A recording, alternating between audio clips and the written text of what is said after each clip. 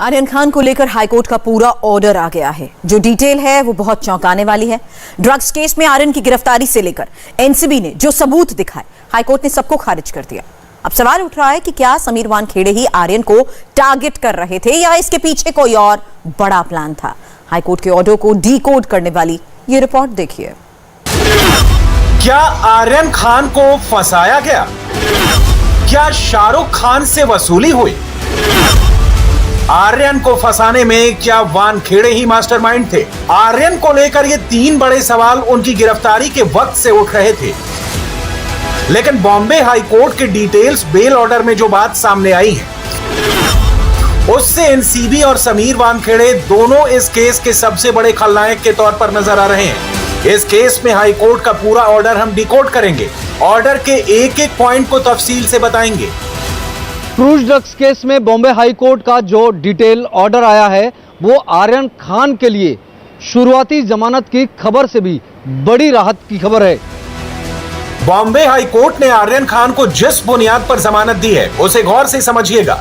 High court ने कहा है कि एनसीबी इस पूरे मामले में कहीं भी साजिश की बात साबित नहीं कर पाया। ड्रग्स सप्लाई के आरोप को एनसीबी साबित करने में नाकाम रही और आर्यन खान के सीधे तौर पर ड्रग्स लेने का ठोस सबूत भी नहीं मिला। 10 सेकंड के फ्लैशबैक में चलिए, पूरा किस्सा फिर ताजा हो जाएगा, क्योंकि आर्यन के केस को 1.5 महीने का वक्त हो चुका है। क्रूज ड्रग्स केस में आर्यन खान समेत 8 लोगों को 2 अक्टूबर को पकड़ा गया। एनसीबी ने 3 अक्टूबर को गिरफ्तारी दिखाई। 8 अक्टूबर को आर्यन को ऑर्थर रोड जेल भेजा गया। मामला निचली अदालतों में चला, लेकिन जमानत हाई कोर्ट से 28 अक्टूबर को मिली। इसलिए किस बुनियाद पर आर्यन को जमानत मिली? आर्यन के लिए इसके मायने क्या हैं? क्या वो केस से बरी हो गए हैं? इसकी पूरी डिटेल इस 10 मिनट की रिपोर्ट में मिल जाएगी। बॉम्बे हाई कोर्ट ने एक तरह से अपने डिटेल ऑर्डर में जो बातें कही है वो एनसीबी की पूरी इन्वेस्टिगेशन पर ही सवालिया निशान खड़ा करती है। एनसीबी ने कहा कि साजिश रची गई, कॉमर्शियल क्वांटिटी की ड्रग सप्लाई हुई, सभी आरोपी इसमें शामिल थे। हाई कोर्ट ने कहा कि इसका कोई सबूत नहीं मिला। कोर्ट के ऑर्डर पर यह बात 14वें पॉइंट में दी गई है। कोर्ट ने माना है कि एनसीबी के आरोप का आधार नहीं मिला है। अब देखिए पॉइंट नंबर 15 में गुनाह कबूलने को लेकर क्या लिखा है। हाई कोर्ट ने इसमें 2013 में सुप्रीम कोर्ट के एक केस तूफान सिंह बनाम तमिलनाडु सरकार का हवाला दिया है। एनसीबी ने कहा है कि आरोपियों ने ड्रग्स लेना कबूला था। हाई कोर्ट ने कहा कि जब मेडिकल टेस्ट नहीं हुआ तो यह दलील खारिज की जाती है। हाई कोर्ट ने कहा है कि नारकोटिक्स कंट्रोल ब्यूरो ने आर्यन खान का जो बयान दर्ज किया है उसको जांच के मकसद से गौर किया जा सकता है। कोर्ट ने कहा कि जो बयान एनसीबी ने दर्ज किए हैं उनका इस्तेमाल ये नतीजा निकालने के लिए नहीं किया जा सकता कि आरोपी ने एनडीपीएस एक्ट के तहत कोई क्राइम किया है। आर्यन खान, मुनमुन धमेचा और अरबाज मर्चेंट, ये तीनों इस केस में हाई प्रोफाइल आरोपी हैं। इन तीनों को हर शुक्रवार मुंबई के एनसीबी दफ्तर में रिपोर्ट करना पड़ता है। हाई कोर्ट के ऑर्डर के बाद सवाल उठ रहे हैं कि डिटेल्ड ऑर्डर के बाद इस केस की शक्ल में आर्यन खान पर जो मुसीबत टूटी, क्या उसे खत्म समझा जाए? बॉम्बे हाई कोर्ट का जो ऑब्जर्वेशन है वही आर्यन खान समेत बाकी दोनों आरोपियों के जमानत का बैकग्राउंड भी है, जो एनसीबी की पूरी साख पर ही बट्टा लगाती है। ऐसे में डिटेल बेल ऑर्डर कॉपी सामने आने के बाद हमने एनसीबी के जोनल डायरेक्टर समीर वानखेड़े से भी उनकी प्रतिक्रिया लेनी चाहिए, लेकिन जोनल डायरेक्टर ने इस पूरे मामले पर कैमरे के सामने कुछ भी कहने से स्पष्ट मना कर दिया। आर्यन केस को लेकर एनसीबी और इसके जोनल डायरेक्टर समीर वानखेड़े की बहुत बदनामी हुई है। किरण गोसावी की सेल्फी के बाद शुरू हुआ विवाद समीर वानखेड़े के परिवार तक पहुंच चुका है और इस पर पॉलिटिक्स भी बहुत तेजी से आगे बढ़ रही है। पूरा अक्टूबर ये केस मीडिया और महाराष्ट्र की पॉलिटिक्स में हॉट केक बना रहा। हाई कोर्ट के आदेश से ये स्पष्ट हो गया कि आर्यन खान के मामले में पूरी तरह से फर्जीवाड़ा रचा गया। ये पूरी तरह से किडनैपिंग और उगाही का मामला था। सेल्फी लीक होने के कारण फर्जीवाड़ा करके जाली मामला बनाया गया। अब जिस तरह से हाई कोर्ट ने आदेश दिया है, स्पष्ट हो गया कि फर्जीवाड़ा रचा गया। बॉम्बे हाई कोर्ट ने अपने ऑर्डर में यह बात भी कही है कि आर्यन खान समेत बाकी दोनों आरोपियों के खिलाफ भी जांच में ऐसे कोई साक्ष्य नहीं मिले हैं जिससे यह साबित होता हो कि इन्होंने अपराध के लिए कोई साजिश रची हो। इस केस में 2 अक्टूबर को क्रूज से जो लोग पकड़े गए थे उनमें शाहरुख खान के बेटे आर्यन खान के अलावा मॉडल मुनमुन धमेचा और आर्यन के दोस्त अरबाज मर्चेंट थे। तीनों को जमानत भी एक साथ मिली, लेकिन 26 दिनों के बाद मिली। इस केस में 20 लोग गिरफ्तार किए गए थे और अब तक 12 लोगों को जमानत मिल चुकी है। बॉम्बे हाईकोर्ट ने कहा कि एनसीबी के पास आर्यन को लेकर पुख्ता सबूत नहीं है।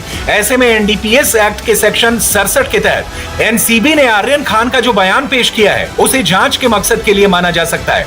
इससे किसी टूल की तरह ये साबित करने में इस्तेमाल नहीं किया जा सकता कि आरोपी ने एनडीपीएस एक्ट के तहत अपराध किया है। इसे लेकर बेल ऑर्डर में पॉइंट नंबर 8 में जो लिखा है उसे देखिए। कोर्ट ने लिखा है कि आर्यन खान के पास किसी भी तरह की ड्रग्स बरामद नहीं हुई थी, जिसे खुद एनसीबी ने भी माना है और इसे लेकर किसी भी पक्ष में मतभेद नहीं है। जबकि आरोपी नंबर 2 अरबाज के जूतों से 6 ग्राम और मुनमुन धमेचा के पास से 5 ग्राम चरस मिली है। ऐसे में सीधे तौर पर आर्यन को ड्रग्स कंजम्पशन के लिए आरोपी नहीं माना जा सकता। बॉम्बे हाईकोर्ट ने अपने ऑर्डर में कहा है कि एनडीपीएस एक्ट के तहत अगर ये मान भी लिया जाए कि आरोपियों ने अपराध किया है तो अधिकतम इसकी सजा 1 साल तक है। बॉम्बे हाईकोर्ट ने कहा है कि तीनों आरोपी 25 दिनों से जेल में बंद थे। ऐसे में उनका मेडिकल परीक्षण भी नहीं किया गया ताकि ये पता चल सके कि उन्होंने ड्रग्स ली थी या किस वक्त ली थी।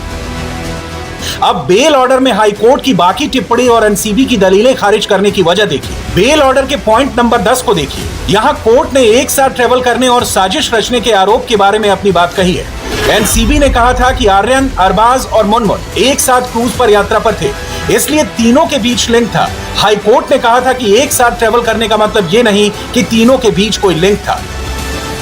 बॉम्बे हाईकोर्ट ने कहा कि सिर्फ इसलिए कि आर्यन खान, अरबाज मर्चेंट और मुनमुन धमेचा एक ही क्रूज पर सफर कर रहे थे, ये अपने आप में उन पर साजिश रचने के आरोपों का आधार नहीं हो सकता।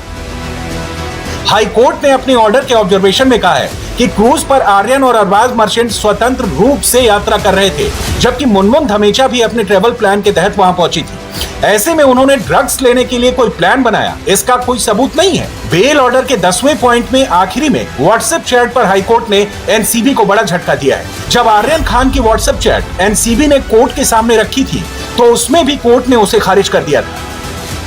बॉम्बे हाईकोर्ट ने कहा कि आर्यन खान के मोबाइल से मिले व्हाट्सएप चैट में भी आपत्तिजनक बातें सामने नहीं आई, जिससे ये बात साफ हो कि उसने बाकी आरोपियों के साथ मिलकर कोई साजिश रची हो।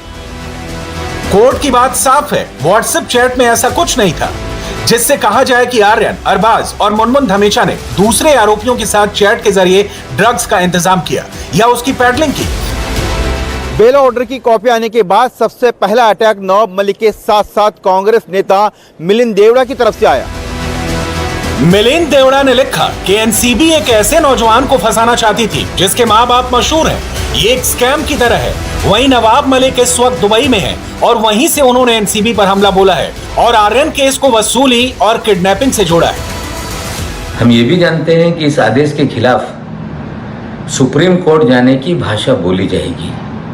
एनसीबी को समझना पड़ेगा कि जो भी आप खर्च कर रहे हैं ये जनता का पैसा है।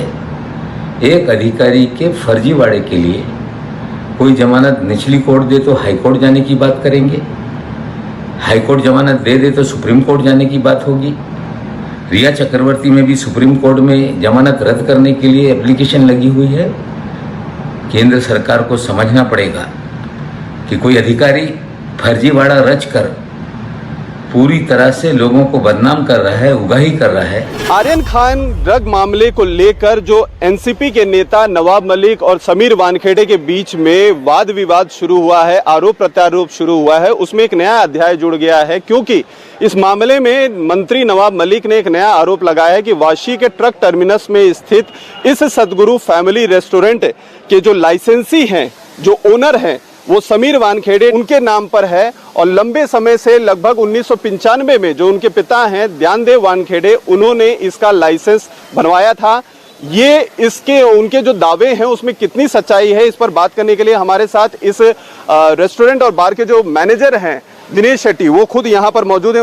वो सच्चाई है उनके साथ। वो क्या एक्चुअली बोले तो उसको छोटे से पढ़ाई करने टाइम में उसके पास ही लाइसेंस है, अभी भी है, अभी भी उसको देखते हैं, अभी वो देखभाल करते पिताजी और सिस्टर ने करती है। अच्छा, समीर साहब का भी विजिट नहीं किया, शायद 15 साल में कोई पूजा होता था विजिट करता था, 2-3 साल हम लोग मिलके पूजा करता, ये पूजा करता, उसमें आता था। बाद में जब इतना बड़ा पोस्ट में कभी आया नहीं इधर, कभी एक पिताजी बीमार पड़ा तो मैं फोन में बातचीत किया था उससे, बाकी उससे कोई नहीं। तो वहीं नवाब मलिक का एक दावा है कि इस रेस्टोरेंट से सालाना 2,40,000 जो रेंट है वो समीर वानखेड़े को जाता है, और इसके बारे में उन्होंने अपने IT रिटर्न के बारे में जानकारी नहीं दी है। और सबसे ज्यादा चौंकाने वाली बात यह है कि समीर वानखेड़े के ऊपर जो नवाब मलिक ने आरोप लगाया है, उनका यह कहना है कि सीनियर ऑफिशियल सेंट्रल होने के बावजूद वो बिजनेस कर रहे हैं और उससे प्रॉफिट कमा रहे हैं, जो इलीगल है। इस मामले में पॉलिटिक्स अभी चलती रहेगी, लेकिन इस केस में मुश्किल से ही कोई सकारात्मक सबूत है जो बताता है कि आर्यन, मुनमुन और अरबाज तीनों मिलकर इस अपराध को करना चाहते थे। खैर, अब एनसीबी के पास बेल ऑर्डर के खिलाफ सुप्रीम कोर्ट जाने का भी ऑप्शन है। इंडिया टीवी हर वक्त हर जगह डाउनलोड करने के लिए सर्च करें India TV news Google play store या ऐप स्टोर पर।